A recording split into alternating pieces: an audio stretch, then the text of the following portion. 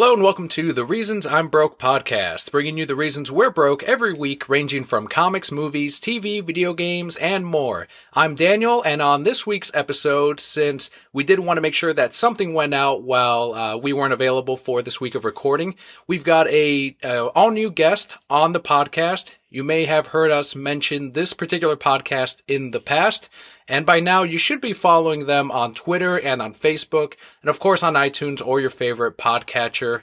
And I am talking, of course, about Matt from the Super Side Up podcast. Hey, Daniel, how's it going? Very good. How are you? I'm great. Thanks for having me. Yeah, of course. Thanks for joining us this week. Kelly couldn't be here due to her work schedule, unfortunately, but we do have Matt from the Super Side Up podcast. In case you haven't heard the podcast, go ahead and give the Brokettes a rundown of the show and how it's formatted.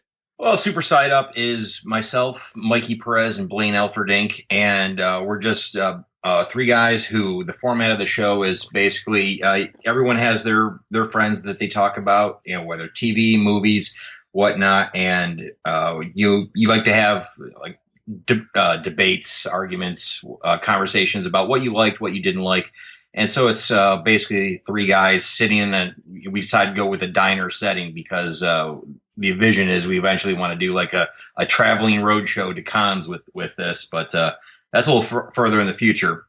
But we're basically just three guys just kind of shooting the shit about our favorite TV shows and movies. Are all based in and around comic books, even if it's got like a fairly loose connection to super strong connections like, you know, Flash or Game of Thrones, which probably has like the loosest connection to comics. But we like to talk about all and get into some vigorous debates over it.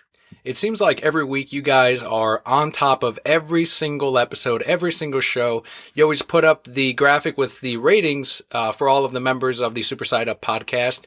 And how exactly do you guys schedule out, okay, guys, are you the one handling, hey, you guys better get on this shit, watch tonight's episode because we're going to talk about it? Is there anyone that's you have to kind of drag along to watch the episode, or is everyone kind of on sync now? We're pretty much on sync, but sometimes the shows that are on like Wednesday and Thursday nights, those are the hardest to stay on top and current with when we talk about them, just because we record typically on Thursday nights. And Legends of Tomorrow used to be the only one that was on Thursday night. Thankfully, they moved that to Tuesday because we like talking about that one a lot, and we always would catch that a week or two later or during a break when it was on a hiatus. But right now, like the Wednesday late night show, Legion's the hardest to keep up with because that comes on at 10 o'clock at night and usually runs a little over an hour. Some weeks it's challenging, some weeks it's not. We started this because, you know, we talked about how, you know, you can make a pull list just off of TV shows and movies these days. That's true. you can't find a network that isn't trying to get in on the comic book adaptation game, and some multiple versions of it. The DC right now is just flooding the market with comic book adaptations, and I love just about every single one of them. They're killing it on TV. Absolutely, they are. And from listening to the show, it seems like you're a DC fanboy as well, just like Kelly and I. Yeah, I'm tattooed for life with DC. I've got a Justice League tattoo armband from the Morrison era. That's awesome. I've got the Batman Begins logo on my arm, and then Martian Manhunter's got his own arm on my left arm. So from derailing a little bit, Morrison's run, the Tower of Babel is that your favorite portion of that whole run too? A lot of people go to that one, but it's still, for me, it's still the brand new New World Order, the opening arc to it, because you had like it was bringing back a version of the Justice League that really we always thought we'd seen before, but we'd never really seen before. It was the biggest heroes in DC. You had a great characterization. Batman just taking down a slew of Martians on his own with matches was amazing. You had the great part where, I own the first page of, I think it was issue 3 or 4, where Superman is still locked in that chair. He thinks he's got kryptonite poisoning, or he's being controlled by kryptonite, and then he realizes that he can still see their bones. He can still see something. It was just all psychic. So it was a great There were so many great beats that just played on later. Everyone goes back to the Tower of Babel storyline because, of course, it shows Batman can beat everyone with enough planning. Of course. But I like the opening arc because it showed Justice League at its most primal and most powerful, even though they had conflicting personalities. So your personal favorite arc from this, I know they started reprinting Morrison's JLA run in trade paperback format. Is the full run already out there? I know they're up to like volume 8, 9. Has yours been covered in one of those compilations yet? Do you know? It really hasn't. They haven't done New World Order yet. As far as I think they've done a compilation. I mean, it was the opening arc of that series, but as far as like adapted to other media, and they haven't done anything quite like it yet. So let's go ahead and rewind a little bit. What exactly was your first experience to the superhero universe, to the comics, to the DC universe, Marvel? What is it that got you into what is now considered one of the coolest categories to actually be a fan of? Well, you have to go back to when I was in diapers. My parents, the first movie they ever took me to, and people frown on it and roll their eyes back whenever they see parents come into a theater these days with a baby. But you got to go back to I was born in '77 when Star Wars came out, and the multiplex environment wasn't around then. Like if you weren't getting a ticket to a movie, it could be a year before you see that movie because you only had theaters that had 1 or 2 screens in them at tops. So my parents, not having a sitter, they took me to Star Wars, and even though I can't remember that, they still saved the ticket stub, and something imprinted in my DNA then. Because I don't remember a time where I haven't been into like sci-fi or comic books. The first movie I do remember seeing was Empire Strikes Back, and I can even tell you what I had for dinner that night. Jesus. Still. So they got me young, and then by that time you had Super Friends had been around for a few years, but you would always catch it in syndication on repeats or Saturday morning. I would see the old Batman '66 show, which as a kid I loved because it's bright, colorful, fun, and then hated after when like the Burton Batman movie came out because no, this is the real Batman. That's a joke, and that's what so many it still kind of irritates me a little bit to this day that you can tell when someone isn't into comics that's writing an article about comics because they always start the title with "Bam Pow, comics aren't for kids anymore." They haven't been for kids in 40 years. Yeah, it's such a bizarre position that we're in right now because I think if Batman wasn't as popular as he is today, you wouldn't have a lot of these adults admitting like, hey, this is actually what I grew up with. Or a lot of people, maybe my age, grew up with the Tim Burton stuff or Batman the Animated Series. But it's so cool, I think, that even though they have their personal preferences and they might point and laugh at the 66 one, but at the same time, that was super important for Batman today. Without that, I had this argument with a coworker the other day. I don't think we would have Batman the same way, possibly not even still running if it weren't for that Batman '66.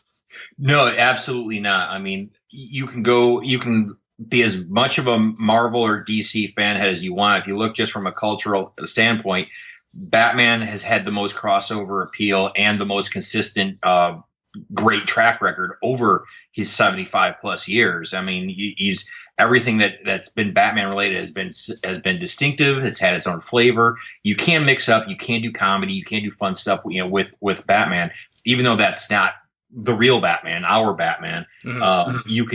He's very adaptable, and everything else tends to follow Batman. Even the bad stuff, like you can go, the bad stuff is shown how not to do, a Batman or a comic book movie. So it's bigger. It's been probably one of the bigger inspirations and the occasional cautionary tale for how you adapt comic books to other media.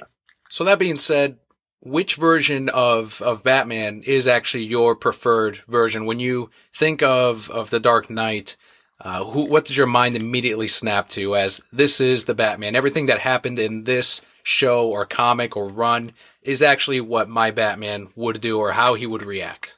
It's the Bruce Timm, Kevin Conroy voice Batman, yes. Without a doubt. I mean, it's the most primal version.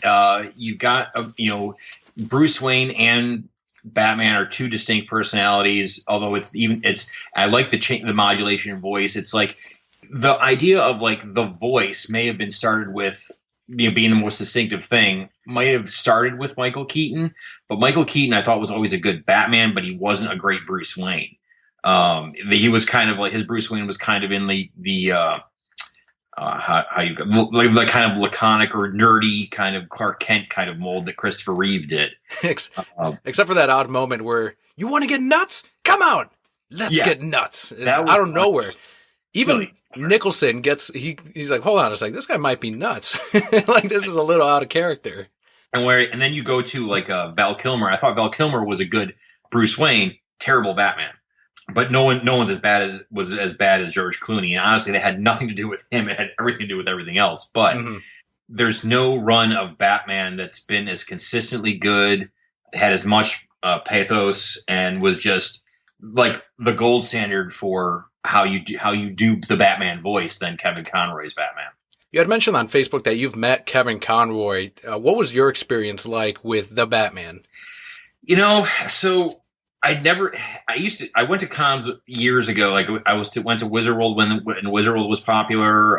There was one in Pennsylvania and just outside of Pittsburgh that I used to go to regularly. But financial reasons, life reasons, whatever, I just never made it to a con. Particularly because I didn't want to go because I know how much money I would want to spend and couldn't. But this past MegaCon, Blaine had the full weekend VIP pass, but he wasn't going to be able to go Friday, so I borrowed his band for that Friday, and I wasn't even thinking about like let's run down what guests are going to be out there. I was just going for the experience of like seeing people, all the cosplay and all the art dealers, and maybe catch a glimpse of some celebrities.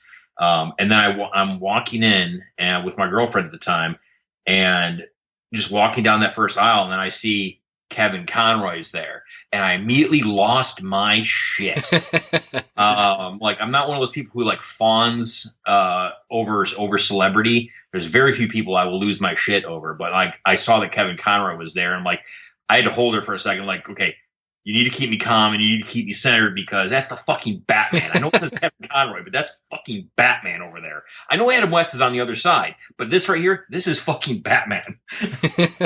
And so, I get up there, and I wanted to get, like a quick cut, like him voicing Batman, something just to put on the podcast. So I asked his handler there, like, can I get a quick audio clip of him doing a Batman voice? And she was like, no, the studio doesn't really like that and this and that. So I'm like, okay. So like, I just took that at face value, but I got to talk to him about the Killing Joke that was coming out and shook his hand, and he didn't even have to ask him. He just came down to take a picture, and he did that with every fan who, he was there. He just instantly like got up, and what a gracious guy. And, I still like if I'm still planning on going to MegaCon this year, and if he's there, I'm probably gonna lose the same amount of shit as I did last year. If you do end up meeting him again, we asked the handler. We had a very similar experience. It sounds like your conversation was more productive than mine, because I was still fawning over the fact that it's Batman, and Kelly had to just be like, everything you've done means a lot to him. And look, he's got this little tattoo on his arm. And I'm just like, yeah, it's Batman. And but we ended up just asking him, hey, will you do this recording? Because the handler told us the exact same thing. So next time, just go for it. Just straight up ask him. And as nice a guy as he is, chances are he's not going to say no. This is Kevin Conroy, the voice of Batman. You're listening to The Reasons I'm Broke. Yeah, and I don't know if you went to you might have been been at the Blue Juice comics booth, but he did the a Q&A and talk in one of the halls, and I got to go see that, and it was almost religious hearing him go from like, hey, I'm Kevin Conroy, to his Bruce Wayne voice, and then straight into Batman going, I am vengeance, I am the night. I'm like, oh my God. Have you been watching? Yeah, go ahead. I know he's standing right there, but all I'm seeing is Batman. Have you been watching Justice League Action? I have not had a chance to check it out yet, because if we rewind a minute, you're talking about or asking about how we keep up with stuff.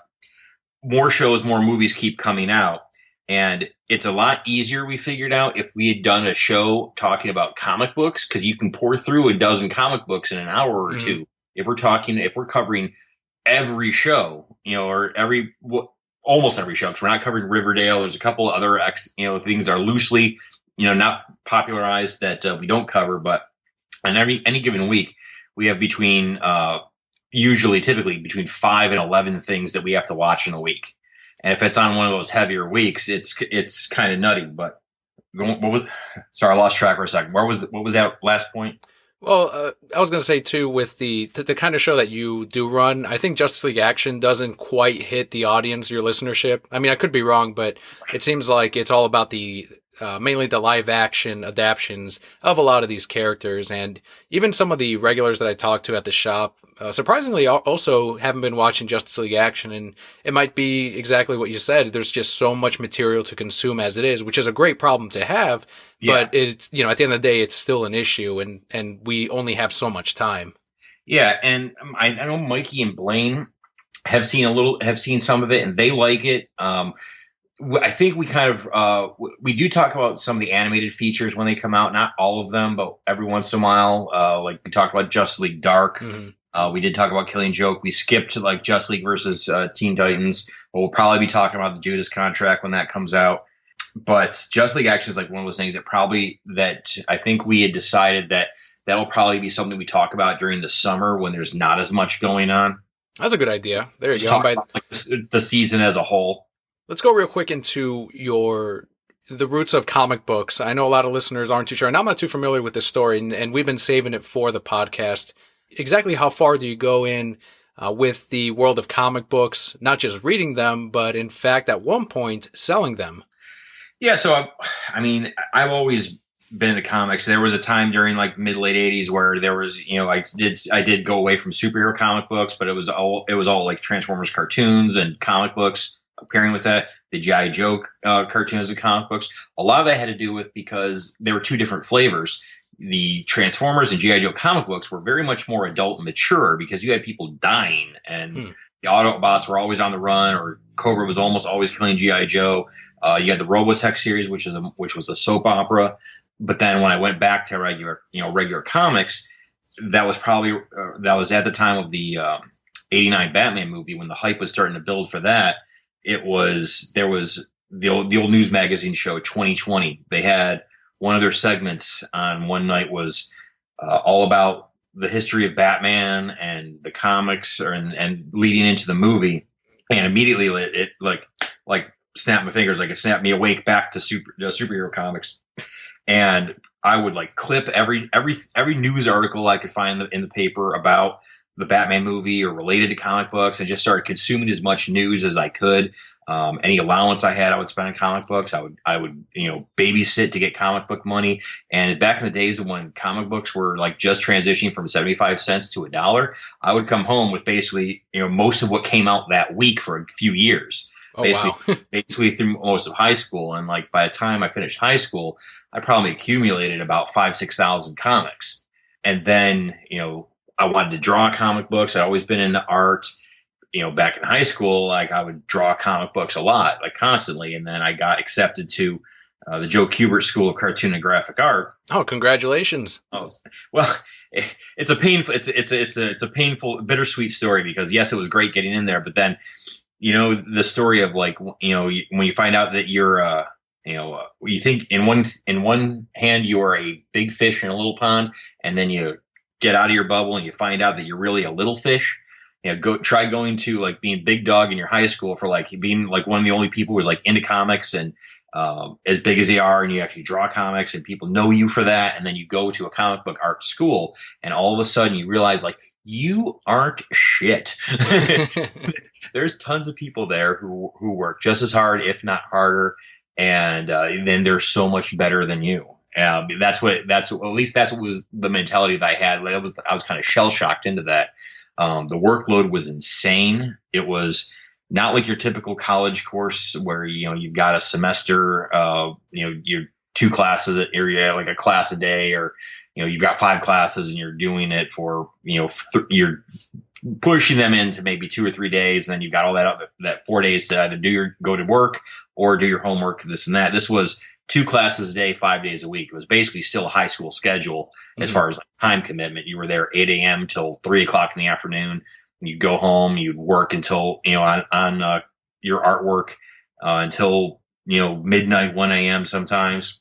And no teacher had any sympathy for you being behind because of any of the other teachers' work. Doesn't matter if you like one class. We had to make an entire 12-month calendar. She expected that work to be done just as much as the other teacher who wanted 5 pages due next week. I learned a lot that first year. You get a lot of attrition. I was part of that first year attrition. Usually saw, there would be about 120 students in that first year class. It would drop to about half to a second year. And by the third year class, there was maybe only about 30 people in that third year class. And most of those third year people would eventually go on to like pro jobs, not necessarily working in comics, but they would get other things like Brandon Vietti, he's like Young Justice. Like he went through those halls once. Yeah, friend of the show, Tim Yates, he works for Blue Juice Comics. He went through, they're all throughout the country, right? Because I know he lives in Jersey, and he was in a very similar program, and it's also through Qbert, but he compared it to boot camp, like comic book boot camp, and he would just say, okay, a few weeks in, you would already see just a massive drop from people that can't handle essentially what is a deadline schedule, what you're going to face if you do this as a profession. Yes, and that's a good analogy, because yes, you would have drop off throughout the first year. My drop off was, even though I was having a hard time keeping up with the deadlines, by the end of the year, it was one of those things where like you either became a machine or you broke down. And the last 2 weeks of school, with everyone having their final assignments due, I counted the very last week of school. I got 11 hours of sleep the entire week. Jeez. So that tells you how grueling it is. My attrition had to do with my parents took some bad financial advice, and when they took out the loan that they needed to basically pay for my first year, the overage that they had, they paid back to the bank immediately. And then when it came to tuition being due for the second year, we found out literally the weekend before tuition was due that they were not approved for the loan for the second year, despite them having paid back the bulk of what they took out the first year. That's kind of bizarre, isn't it? So did you guys end up digging and finding out exactly what the game was?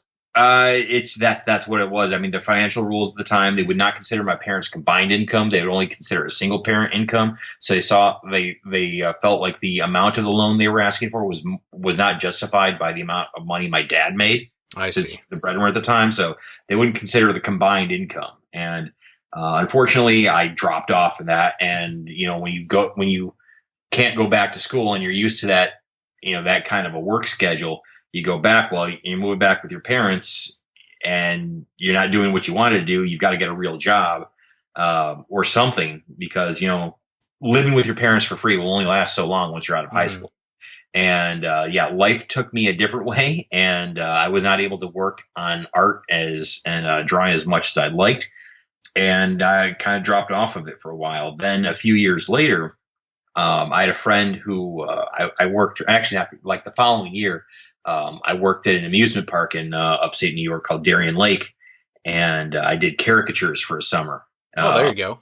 And so that was a way to kind of get back into things. And one of my manager there, I became friends with him. He introduced me to his circle of friends, and we had what we'd call C-Flash Night, and that's an acronym for Chinese Food Live Action Superhero Night. Now, this is back in the late 90s, pre-2000, before Smallville was even a thing.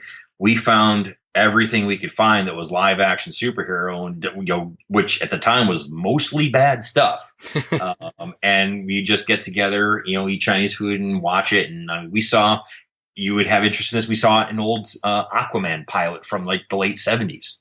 Not even the newer. Oh, see, I've only seen the new one. I didn't know about the late 70s one. No, this is something that's it will boggle your mind. The only cool thing about it is this one, he's like a marine biologist, Arthur Curry, and there's this one the coolest part of it is like when he dives into the water, his lab coat just kind of like dissolves and he's in the Aquaman suit. You said cool. That one part is cool. The costume was not good. His sidekick is a starfish. All right. And, who he also doubles as a throwing star. All right. Well, that's kind of badass. Yeah. But it's funny seeing like he throws the throwing starfish into a guy's gut, and it's just there kind of wiggling, trying to get back out. We watched old episodes of Mighty Isis and the Mighty Isis Shazam Power Hour, the Justice League of America pilot at the time where you could only get it on as a bootleg tape from a con, and that was truly awful. I've never seen that either. Oh, dude, it's an hour and 20 minutes at that. It's 80 minutes of your life you will never get back. Highlights include Barry Allen being a complete loser who can't hold down a job. The Atom, who is during the Weatherman, not the Weather Wizard, the Weatherman's attack on New Metro City. His contribution to the team is getting a cat out from underneath a porch. The Martian Manhunter is played by David Ogden Stiers, who was a little heavy at the time, and they had a little golden chain holding the cape shut. And his makeup looked like a reject makeup from The Mask. Oh man! And their headquarters was, for some reason, a giant whale that was attached to a bridge.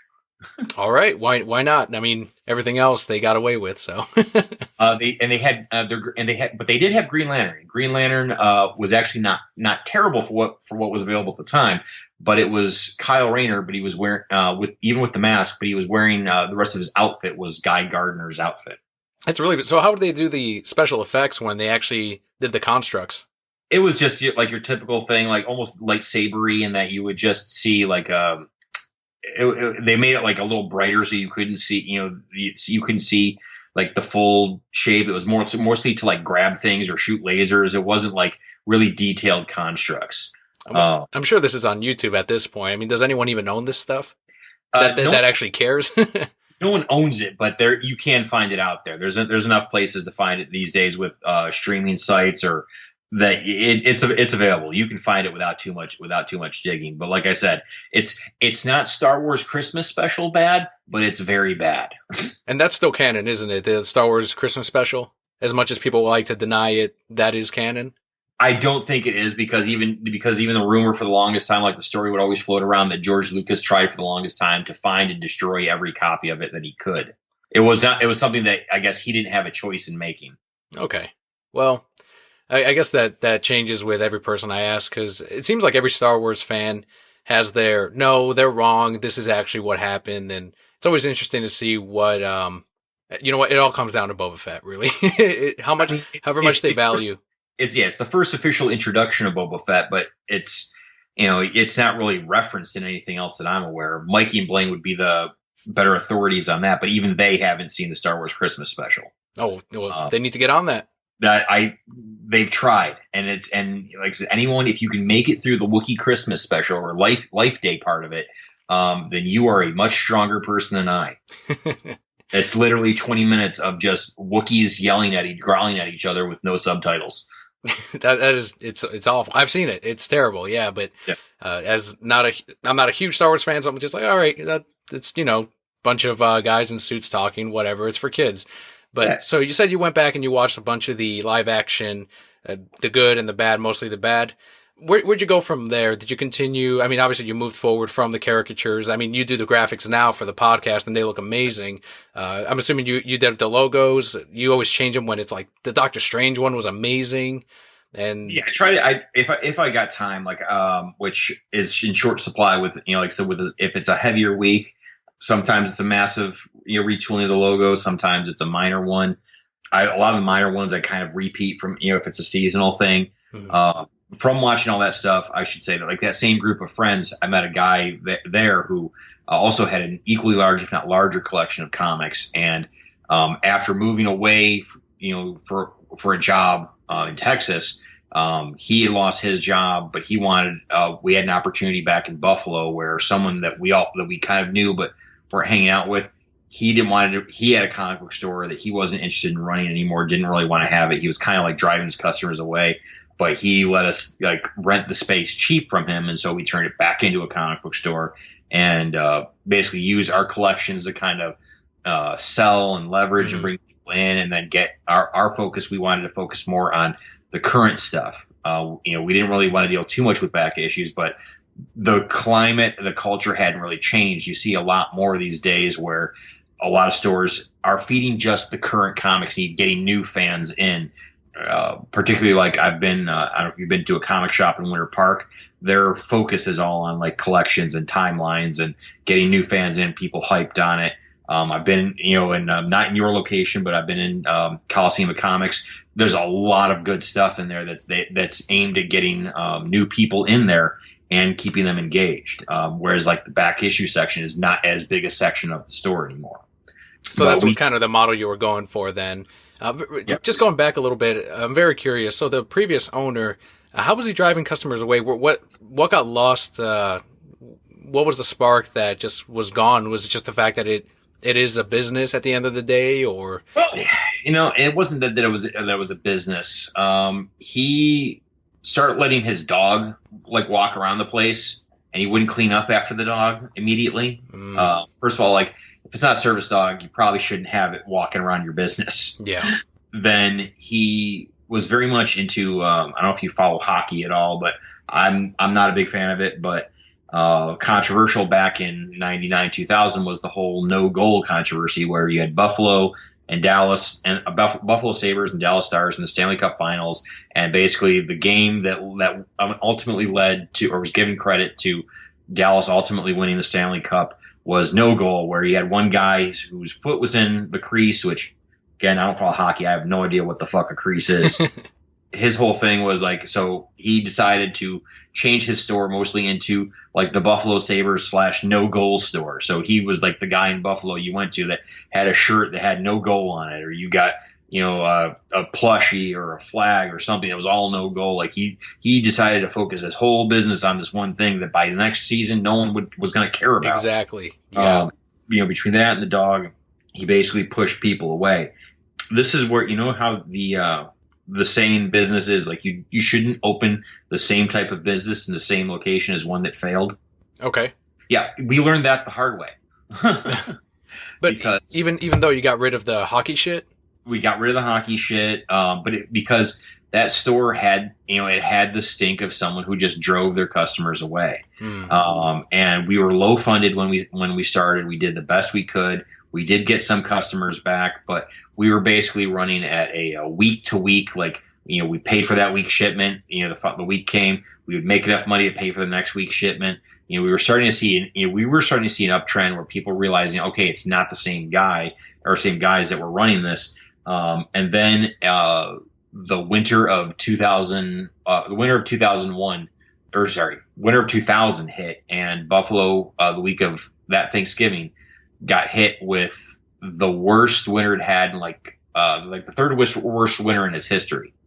And we're on a street corner, and all the plows are pushing all the snow. And guess where it's building up? Right in front of you. Yeah.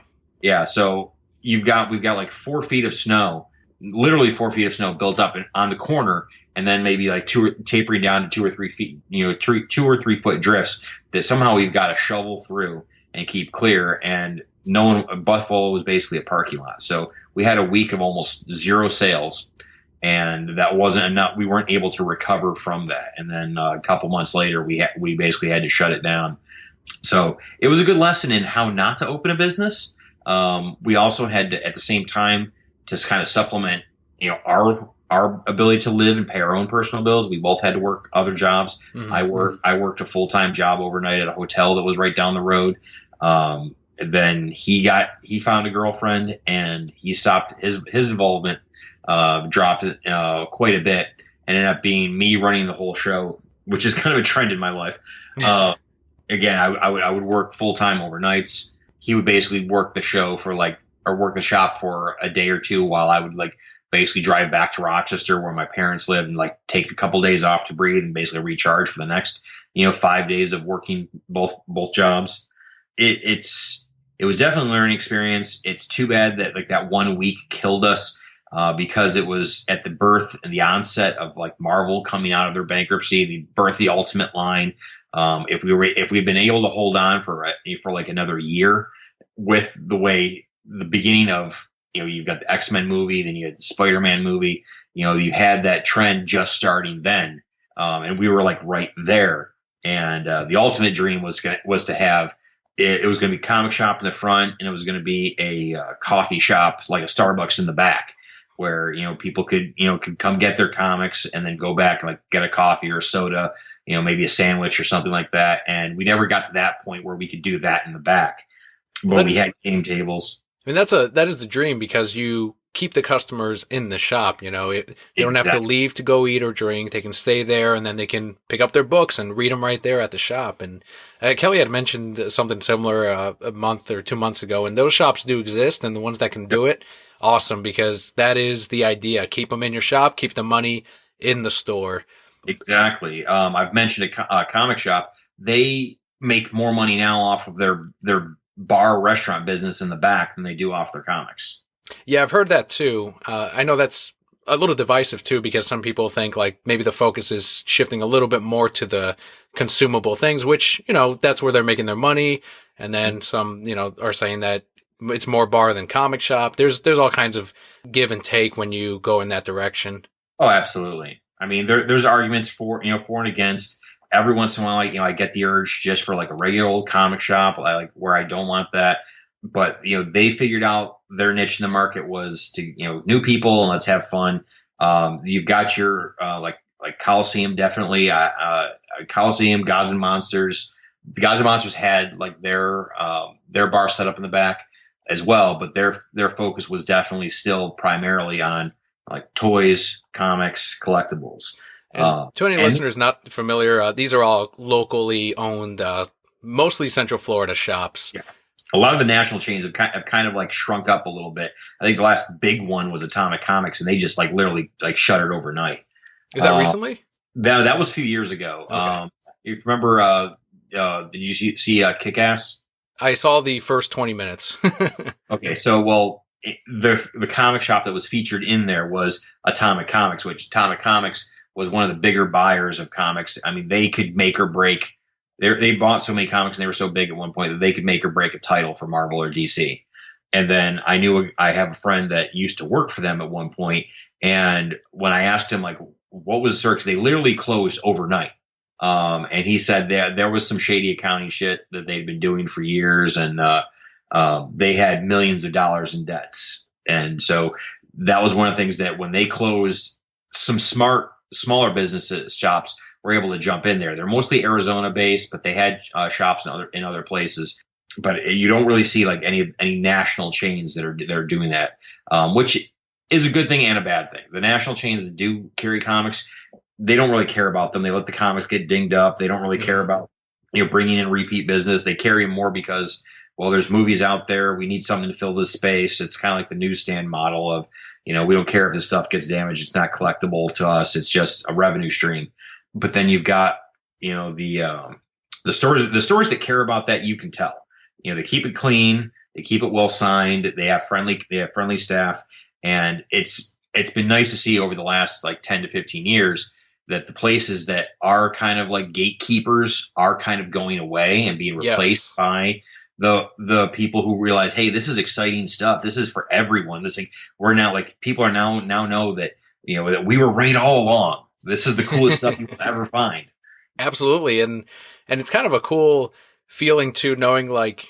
And I'm sure you've had a similar experience, even just being outside of working at a comic shop, or where someone knows that you're the comic guy among your group of friends, and they'll ask you like, yeah, I heard that they're coming out with this Justice League Doom movie, and what's that based on? And it feels like you're showing them the world, right? You're opening their eyes to this whole thing. Like, let me give you this comic, let me give you this trade paperback, this hardcover, read this, and we'll go from there. And it's just a unique time, that we're in, because kids maybe now growing up into it are going to grow up into, I own a copy of The Killing Joke. I own a copy of Watchmen by the time, they're in their teen years. But we can still like show people like, hey, this is Batman Court of Owls. Even something as recent as that, people are still discovering. And it's a really cool feeling.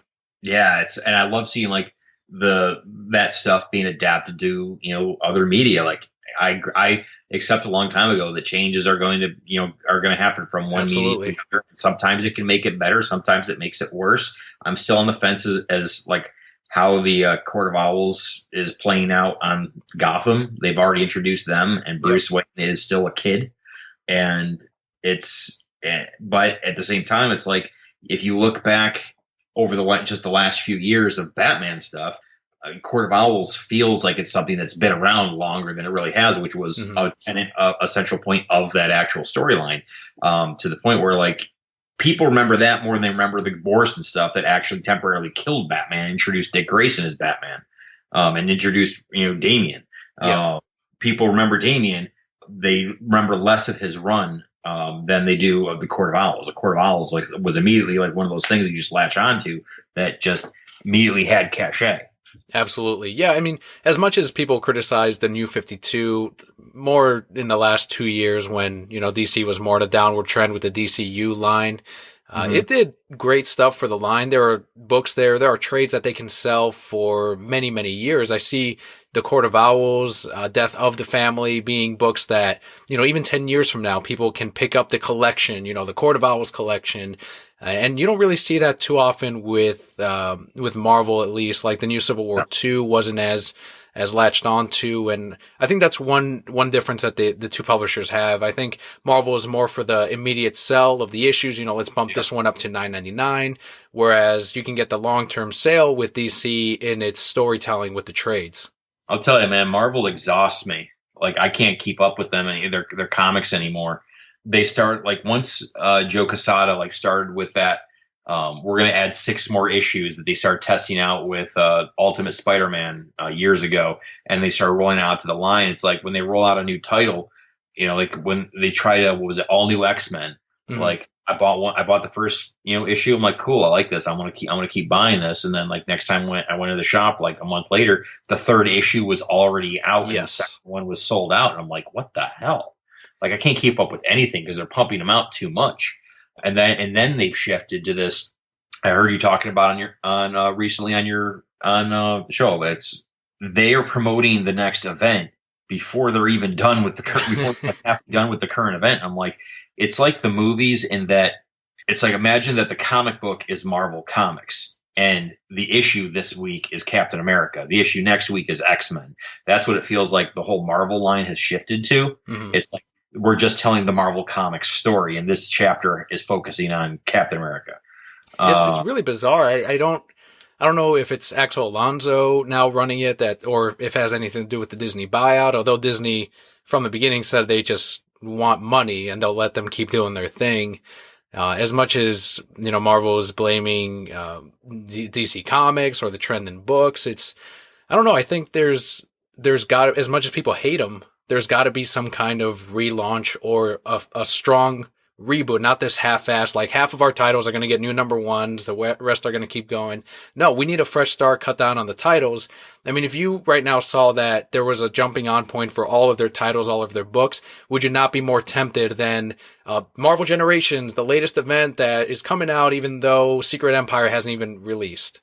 Yeah, I'm of two minds of it, because a relaunch, a reboot, that's great to get people in there and get people excited about it. But the more you do it, the more diminishing returns you have, the less special it becomes. Mm-hmm. I think when they show each time Marvel's done one of these, all new Marvel or Marvel Now or all new Marvel Now, the new number ones haven't sold at the level of the previous number one.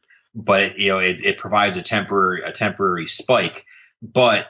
And it's gone to this format of, you had the occasional mini series back in the day, and now it seems like it's a series until the next. It's this mini or maxi series until the creative team changes, which can provide a good jumping on point. But then I kind of wrestle with that in my brain of being the traditionalist of, I like the history involved with that, like seeing. Action Comics is going to hit, Detective Comics and Action Comics are going to hit an issue 1000. Yeah. Back to your renumbering of that. I'm like, that's exciting. But because of how big movies and comics are, that number can in and of itself be a gatekeeper to keep people away, because the casual or new reader is going to look at that and say, oh my God, how am I ever going to read 1,000 issues before this? Right. And that's a problem that a lot of customers do come in and they always want to read from the beginning. As much as you tell them hey, this is issue 16, it actually starts a new story here, you'll be okay. Everything is, you'll never ever catch up and read everything. There's no true beginning unless even as much as I've read and stuff like that, like I would tell them, like, listen, I've been reading comic books most of my life. I have not read nearly everything that's out there. What you do is you find something that speaks to your taste, speaks to your sensibility, and if you like that story, guess what? There's more material out there. I'll help you find it. You'll find more of this. And what I like about, especially in like the last 10 to 15 years, is how much diversification there is in storyline. Like, there's not just the superhero comics, the Batman, Superman, Spider-Man, X-Men, they'll always be there. Mm-hmm. With Image and Boom and others, there's so much more indie content that has a much wider reach now that there's literally a comic book for everyone now. I think the content of indie books is probably the best that it's been in a long time, if not ever. I mean, the stories now, I think the indie category, as far as sales, is eating more into the big two than it ever has before. Exactly. And the thing that I like about those, about the indie category and stuff like that, is that there's stories and titles that are allowed to have an end when the creator is done telling their story. You'll never see an end for Batman. You'll see an end to one creator's version of him, mm-hmm.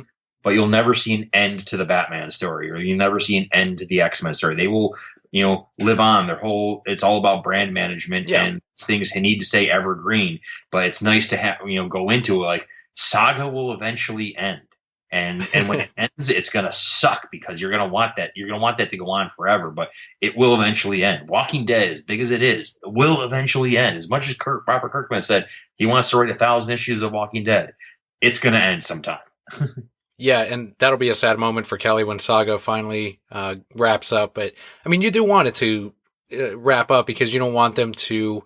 I think Invincible is right around the corner. The last issue is right about to come up, and that's been going on for years and years. If the story's done, the story's done. But as you mentioned, the superheroes, the branding, that's always going to be an act 2 forever. You got to keep it rolling, and I understand.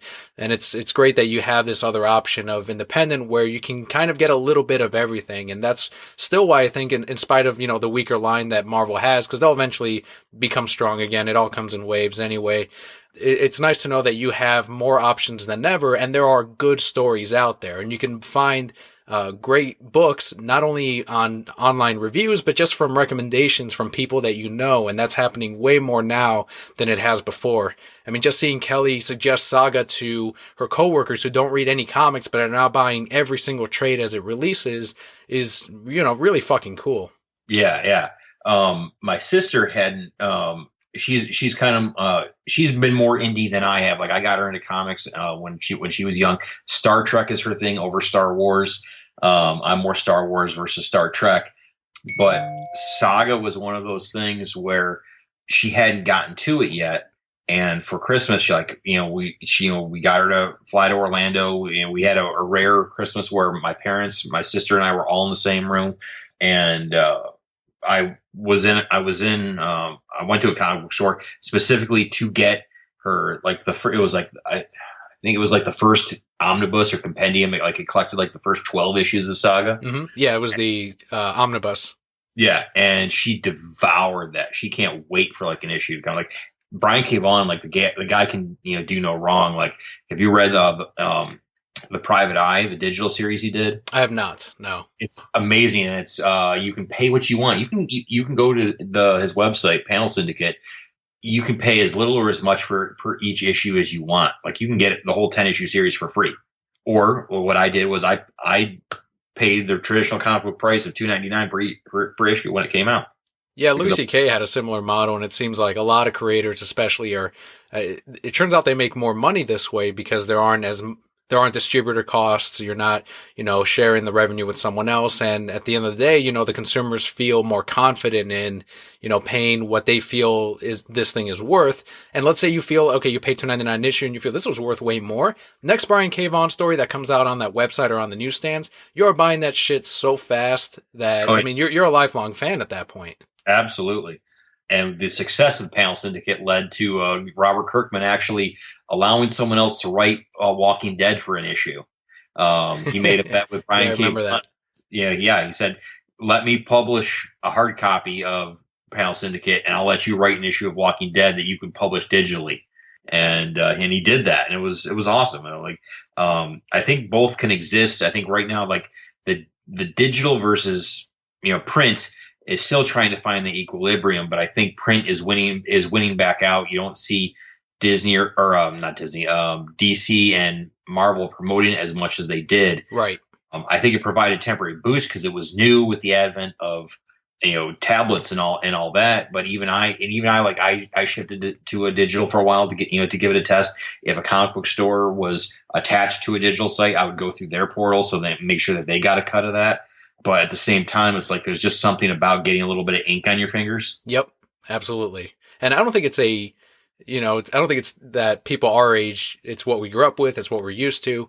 I know a lot of people love the doom and gloom story of, well, people are growing up now with computers and that's going to be it. And there's not going to be any more brick and mortar, but kids love the books. I mean, I see it every day. They love grabbing a comic from the wall and flipping through it, just like their parents. And I think there's a difference in the experience of a comic book than, say, something that you play like a movie or music, because it's way more tangible and you can take your time. It's not a guided view. It's not through a screen. It's all on your control, Right. And let me ask you, like, what's your experience been like? Like, do you buy your comic, you're very delicate with it, bag and board it, or do you just like, I'm just going to read this and toss it on the table? I might pick it up again later, but I'm not really concerned with like the long-term preservation of it.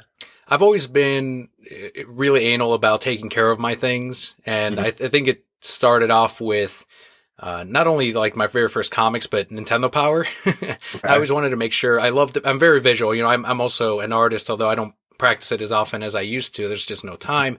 Since I'm so visual, I like to protect, the good pictures or the nice pages.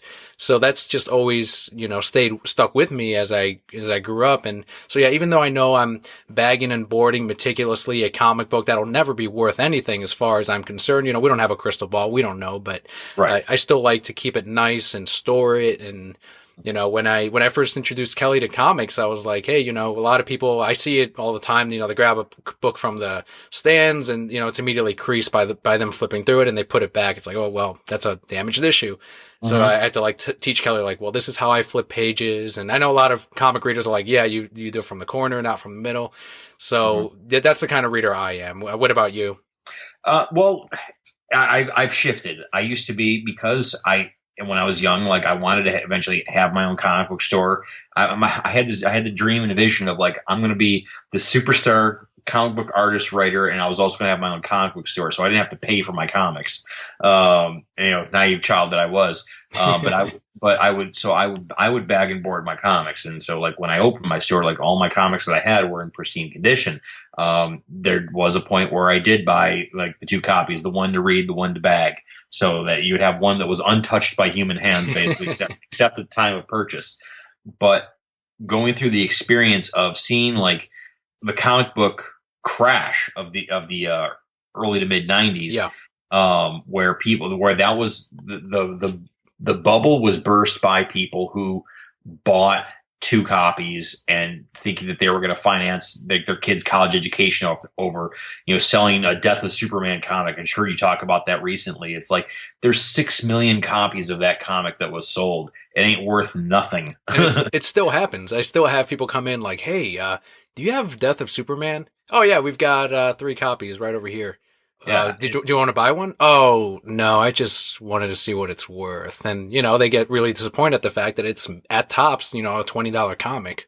Yeah. And it's crazy that to look at it, that even like those like the worst selling comics of that time, if a comic sold less than 50,000, that was a death. That comic was dead to Marvel DC. Like now that's a middle selling title. Yeah.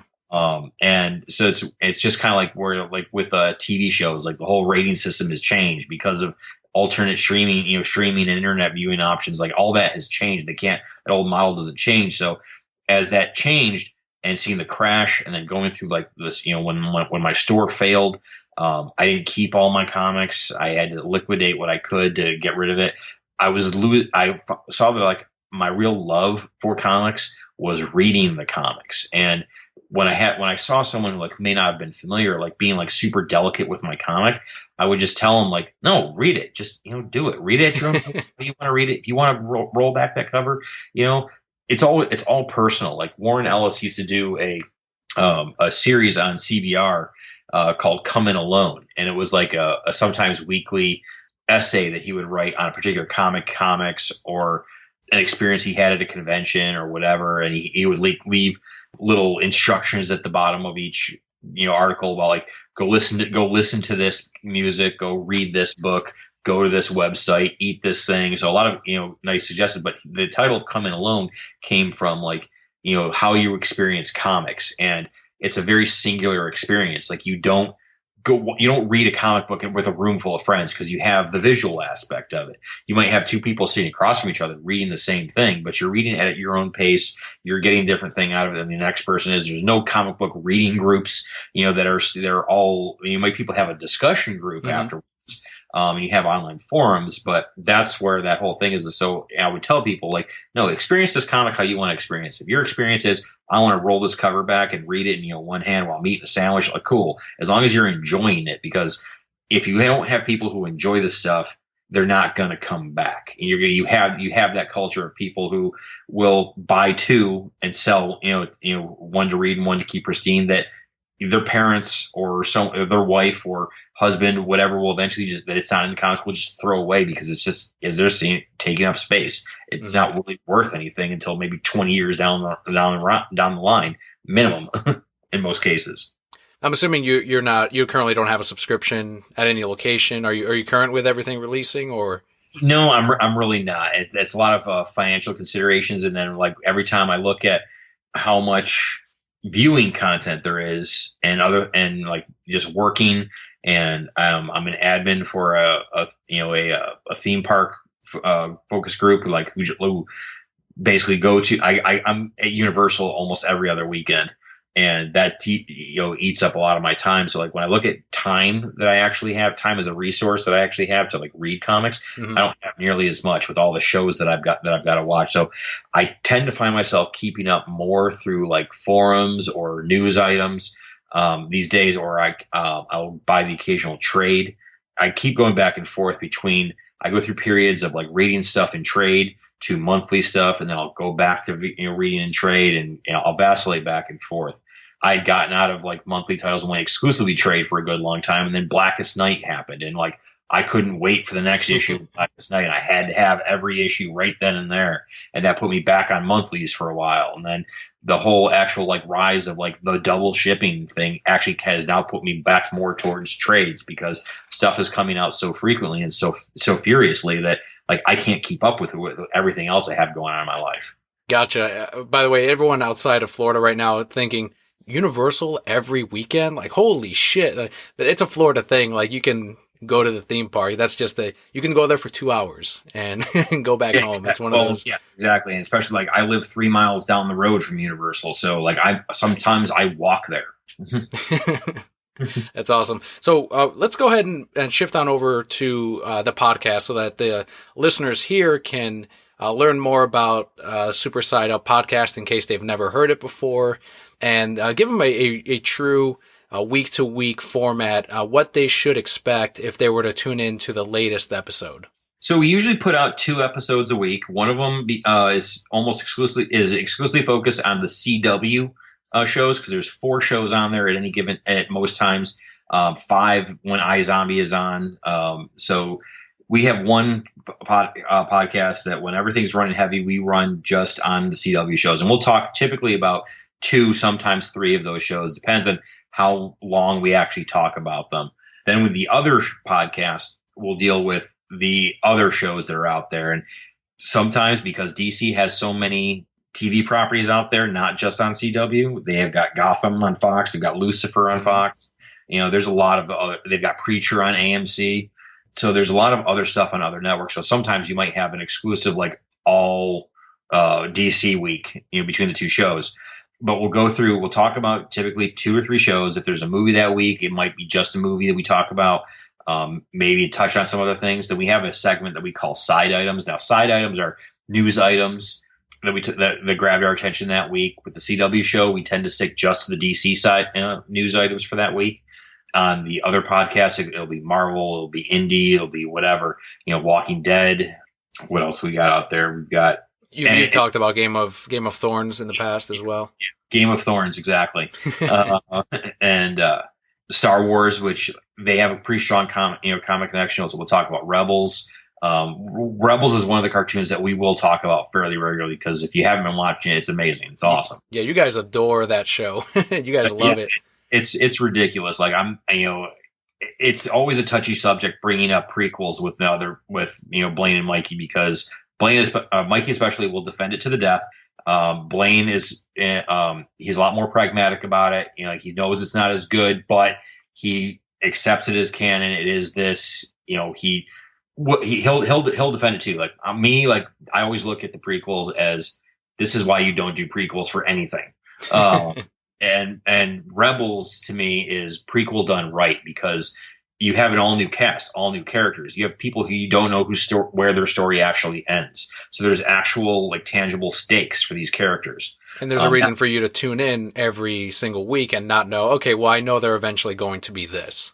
Exactly. Like you don't know where their story ends, and it's exciting, because of those possibilities. With Rogue, we know that it takes place before Rogue One, the latest Star Wars movie that came out. Unfortunately, a couple of Easter eggs in Rogue One have given us story hints as to 2 or 3 characters who we know at least survived to that point. So like Easter eggs are cool, but now they've taken a couple of storytelling possibilities off the table for some characters. And that was one of the things with Rogue One, in which maybe it serviced fandom a little too much, and that's a perfect example of it. Yeah. And after we do side items, we do a segment called meal planning, and basically meal planning because we're all in this diner theme, that we have with our show. That's basically a rundown and like what to expect, like what to look out for the next week, like what we could be talking about next week, and then we might have a little outtake at the end or whatnot. But sometimes we'll have more discussion in the meal planning side item section than we actually will have about the actual shows, but that's basically it in a nutshell. Most weeks we have 2 episodes since the start of our second season, which was back in September. But if it's a fairly light week, like during the summer, there'll probably only be like one episode for that particular week. Awesome. And then 2 more things in regards to the podcast. Go ahead and let them know what the rating system is, because you do take every single episode that releases and you give them a rating. And as you mentioned, you theme it to the diner, which I love. I love the little graphics you come up with, and I haven't been a listener long enough. I know, okay, well, this wasn't as good as that. And go ahead and let them know what the theme is for the ratings. So it's all based around breakfast food, because one of the things that we did try doing, we wanted to be like a Sunday morning brunch kind of podcast, like a podcast you listen to or talk to with with your friends and Sunday brunch. Mikey and Blaine, like Mikey's a chef. Blaine he loves food, and wanted to be like business. They had a vision together one day to open a restaurant. And when they were kicking around names, one of the things that they talked about, like they had a domain already, that we haven't used or whatever, but it was for Super Side Up. And as a suggestion, because we were talking about, well, what if we were like the first podcast that was also like a food truck? So like the idea of like the road show, like, during con season, like we roll up to a con, we're feeding people, and then we're talking about, comic book TVs and, TV and movies and slinging hash at the same time. So we kind of stuck with that theme, and like on our original set that we actually built like a diner kind of set. We had a mural painted on the background that was like, you had like Arrow riding around his motorcycle. You had Flash running through. You had, Luke and Obi-Wan and their little land speeder from the first Star Wars. And you had like distinctive buildings from all the different shows and movies that, that was background that, we spent a lot of time building this. And then Mikey, it was at his at the time girlfriend's house. We built it in her shed that she had in the backyard. Well, a few months later, they broke up, and now we don't have access to that. So, but we stuck with the.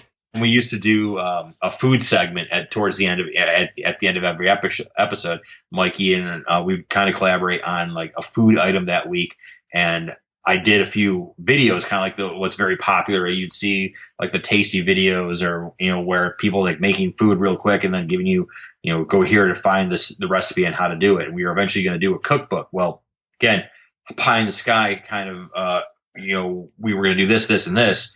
Well, I'm the one responsible for filming, editing, and doing all this. And there's only so many hours in the day and week, and I ran out of time. So we had to kind of cut that, but we kind of kept the theming, which is fine.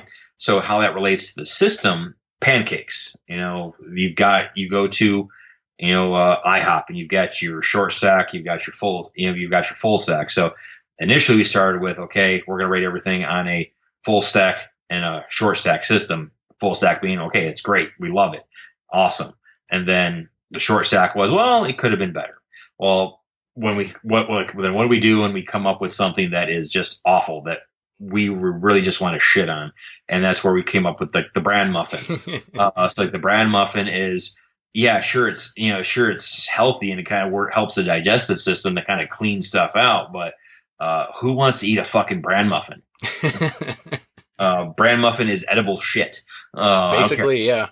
If you need to put a pound of butter on that to make it edible and taste good, then there's something wrong with that. It's just like a steak. You got to put A1 on there. You didn't make that steak right. Or grits. Yeah, I'm still not a fan of it.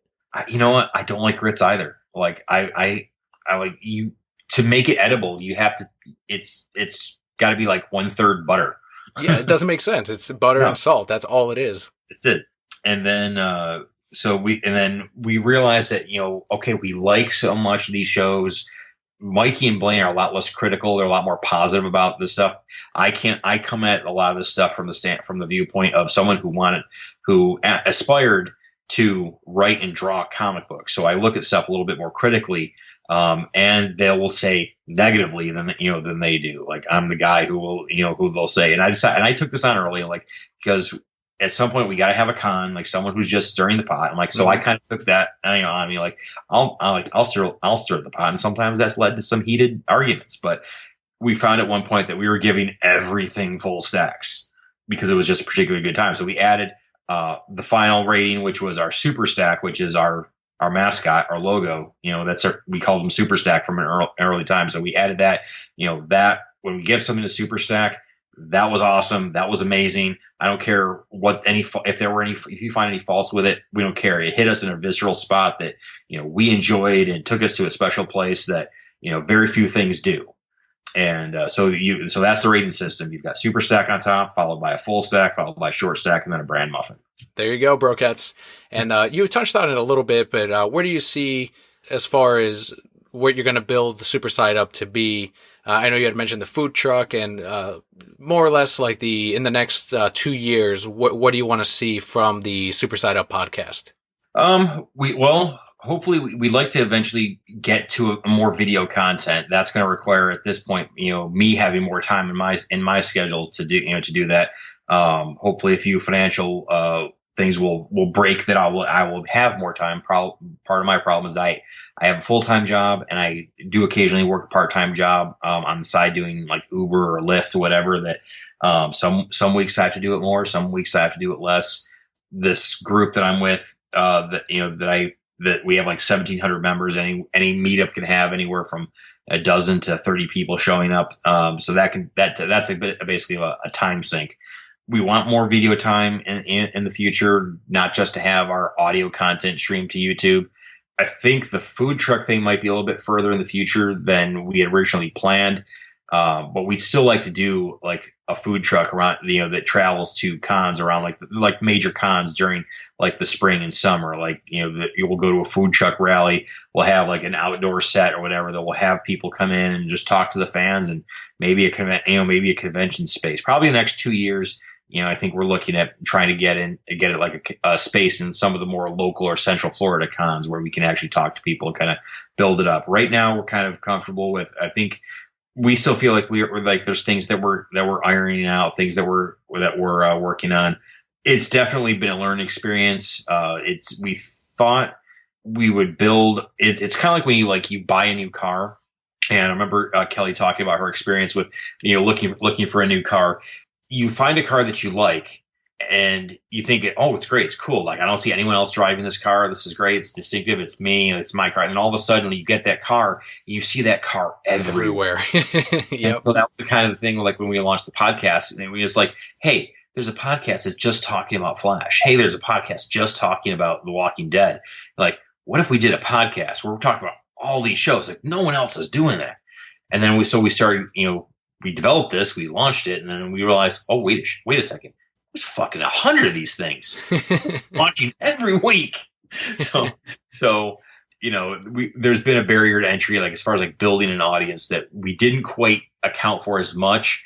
But on the upside to that is that it really doesn't cost a whole lot to produce. It costs more in time than money to do a weekly podcast. The fucking editor to editor, man, is it not the worst? We somehow hit a spot in the last month or so. Like, since I was out of town for 3 weeks, and then when I came back, we suddenly hit this spot where we do two shows in a week, and we've been fairly on point and on target. That some mornings I will get up at 6 a.m. and like some Saturday, if I got to work at 9 o'clock on a Saturday morning, sometimes I've gotten up a couple of times at 6 a.m. and I've had both shows edited, uploaded, and show notes done for Sunday release before I hop in the shower to go to work. Jesus Christ, man, that's incredible. So that's off to you. Some things that we found out that work really that kind of help that along is our stuff at the end, where we're telling people where to like rate and review us, or where to find us, send us fan art or whatever. Like, we kind of canned those things. We have so that those three things like never change. So I could just, when I'm uploading, working on a new show, just boom, I just grab those from the folder and I just copy them into the new show. Doing like the musical, like finding the stingers for the shows that we paste, that we do before we're talking show. You'll hear the opening of like The Flash or Legends of Tomorrow or whatever. We can those things, so that when I go to do that, or like do it, I'm just grabbing a folder and basically plopping it in here, and I'm just moving them around. Mm-hmm. And because I typically will start editing like the night we record or the next morning, it's fairly quick because I kind of know where the breaks already happen. So it's gotten to that point. But there have been times where it has been the fucking worst. And if we have an audio issue, or we have something where like we did, like my biggest disappointment, it was my show that I ran. It was the Batman v Superman podcast that I loved it. We did, we had a great discussion. The thing went for like an hour and a half, and I go to edit the show, and I realized that when I'm going to edit, that my mic had been off the entire time. Fuck, man. Yeah, I remember you mentioning that. That's so frustrating. So I had basically, that show, trying to boost my own audio, to make it heard, for that episode. That whole process was like 8 hours editing that one and a half hour show. And then there's been times where sometimes we will go off on a wild tangent, and I'll pause the recording at some point, but then I have to do a full listen through to kind of back up. So things in the last month or so have been really great in that we've kept it fairly tight. A lot of that is because, well, hey, we're recording Thursday night. Sometimes we might talk about like a show that's on that night, or we might watch Legion from the night before and watch that, see if we're going to talk about that on the other show. So a lot of that has the amount of shows on has kind of focused on, okay, let's talk about this and move on to the next thing before we go on to a tangent. And if we're going to go on a tangent, there's got to be a cutoff point, where we got to say, okay, we're repeating ourselves. Let's just move on. So over a year and a half of doing this, especially when we went to the 2-episode format, it's been a lot cleaner figuring that out. But yes, editing can be a fucking nightmare, especially when it's like you're the guy who's doing the editing, and the other people you're working with, their time with the show ends when you hit pause, or when you hit stop and you save the file. You're still living with that show for another few hours. Yeah. Plus marketing it and promoting it on top of that. It's almost like a second full-time job. Exactly. Like I will tell people like that I work 3 jobs. 2 of them pay me. Yes. But the one that I enjoy the most, like it's we didn't get into it, and you shouldn't get into something thinking that you're gonna get rich. Get into something that Exactly. you love, and that's what we still love. Despite some blown up, heated arguments that we will sometimes Mikey, Blaine, and I will be yelling at each other, screaming in each other's faces. But when we hit stop in that recording, we're cool. We blow it off, we work it out, and it's still fun week in, week out. So as long as it's still fun, we're gonna keep doing it. That's the important part right there. Yeah. And also to any listeners that are worried, hey, I haven't, maybe I don't watch all of these shows right away. You do put the timestamps up on the show notes, so you can see, okay, this is where the Walking Dead discussion starts. This is where the Flash starts. This is where Arrow. So if anyone's worried, like, hey, I want to listen to it, but I'm afraid of spoiling things. Well, you can still listen to it and, go to the Flash episode and then come back when you watch Arrow and go to the timestamp of Arrow. And if you have a lot of the newer apps too, will make those timestamps clickable or interactive. So it'll go straight to that time point. And, you can catch back up to it. So, huge thanks to, I'm assuming you do the timestamps as well for the show notes? Yes. I do. And this is not a slight on Mikey or Blaine. They both have their very own, busy lives as well. Blaine's, he started a new job recently, and he's deep in wedding preparation. He's my cousin Amy's his fiance. So they're getting married next. Nice. So they've been together for a while, but they're deep in, both of them started new jobs, and they've got, waiting to get ready for. Mikey works 2 jobs. So, everyone is very busy. So like my extra job is the one that doesn't pay. But, basically I do all the recording. I do the editing. I do the show notes. I promote, their talent, and they provide great insight. It's still a lot of work just being able to watch the amount of shows that we watch. Like, yes, it's entertainment. Ultimately it's entertainment. We don't know. When we're talking about the CW episodes, we basically have 4 shows to choose. So that's fairly easy to figure out. But if it's a week where there's like 7 other things in addition to those 4 shows, we have to figure out. We don't know maybe until like the morning of recording which other 2 shows we're going to talk about. We hash that out the morning of in like Facebook Messenger. Awesome, man. So final thing. The listeners, anyone that is just tuning into the show for the very first time, or maybe they haven't seen the various retweets or comments that we send each other on Twitter or on Facebook, where exactly can they find the Super Side Up podcast, and where can they contact you? So they can find us most readily through Facebook at facebook.com/SuperSideUp. You can find us on Twitter at SuperSideUp. We do have an Instagram that we occasionally we'll put stuff out, but it's mostly like the ratings content. We put out a weekly ratings card showing like how we rate the shows that we talked about, as well as the shows that we didn't talk about. So everything we watched that week, we put a ratings card out there, and that's also on Instagram at SuperSideUp. Awesome. And there you go. You can find them also on iTunes, Stitcher, whatever podcatcher you have. Chances are you search Super Side Up and you will find the show. If you have a particular app that doesn't have it listed, contact them on Twitter at Super Side Up or Facebook.com/Super Side Up. And any one of the 3 guys can send you an RSS link that you can physically or manually put into your favorite podcatcher and start downloading the latest episodes. Yeah, it's been a ton of fun. We're out there wherever you can find us. Like if there's a podcatcher that you like and you can't find us, we will make it happen. So there you go, listeners. I want to thank you once again, Matt, for joining us on today's show.